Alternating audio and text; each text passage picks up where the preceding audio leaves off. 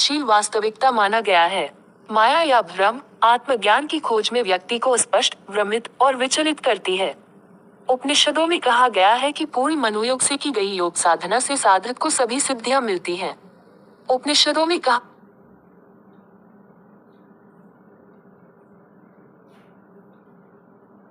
उपनिषदों में ज्ञान से जुड़े कुछ तत्व ये रहे। उपनिषदों के मुताबिक जो ज्ञान व्यवधान रहित, विशिष्ट, संपूर्ण और सच्चा हो, उसे उपनिषद ज्ञान कहते हैं। उपनिषदों में माया को एक परिवर्तनशील वास्तविकता माना गया है। माया या भ्रम आत्मज्ञान की खोज में व्यक्ति को स्पष्ट, भ्रमित और विचलित करती है।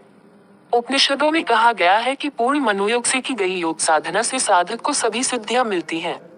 उपनिषदों में कहा गया है कि योगी को अपनी आंखों से जो कुछ भी दिखे, उसे आत्मा समझना चाहिए। उपनिषदों में कहा गया है कि योग अभ्यास का अगला चरण घट है।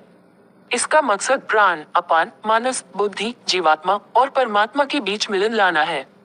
उपनिषदों में कहा गया है कि धारणा का मकसद हर किसी और हर चीज को अपनी किसी भी इंद्रिय से अपने स्वयं और आत्मा के समान समझना है। मुंडक उपनिषद में ज्ञान के दो स्तर बताए गए हैं, अपराविद्या और पराविद्या। उपनिषदों में कर्मकांड को अवर कहकर ज्ञान को इसलिए महत्व दिया गया कि ज्ञान स्थूल जगत और पदार्थ से सूक्ष्म मन और आत्मा की ओर ले जाता है। ब्रह्म, जीव और जगत का ज्ञान पाना उपनिषदों की मूल शिक्षा है। भगवद गीता तथा ब्रह्मसूत्र उपनिषदों के साथ मिलकर वेदांत की प्रस्थानत्रयी कहलाते हैं। ब्रह्मसूत्र और गीता कुछ सीमा तक उपनिषदों पर आधारित हैं। भारत की समग्र दार्शनिक चिंतनधारा का मूल स्रोत उपनिषद साहित्य ही है। इनसे दर्शन की जो विभिन्न धाराएं निकली हैं, उनमें वेदांत दर्शन का अद्वैत संप्रदाय प्रमुख है। उपनिषदों के तत्वज्ञान और कर्तव्य शास्त्र का प्रभाव भारतीय दर्शन के अतिरिक्त धर्म और संस्कृति पर भी परिलक्षित होता है। उपनिषदों का महत्व उनकी रोचक प्रतिपादन शैली के कारण भी है। कई सुंदर आख्यान और रूपक उपनिषदों में मिलते हैं। उपनिषद भारतीय सभ्यता की अमूल्य धरोहर है। उपनिषद ही समस्त भारतीय दर्शनों के मूल स्रोत हैं, चाहे वो वेदांत हो या सांख्य। उपनिषदों को स्वयं भी वेदांत कहा गया है।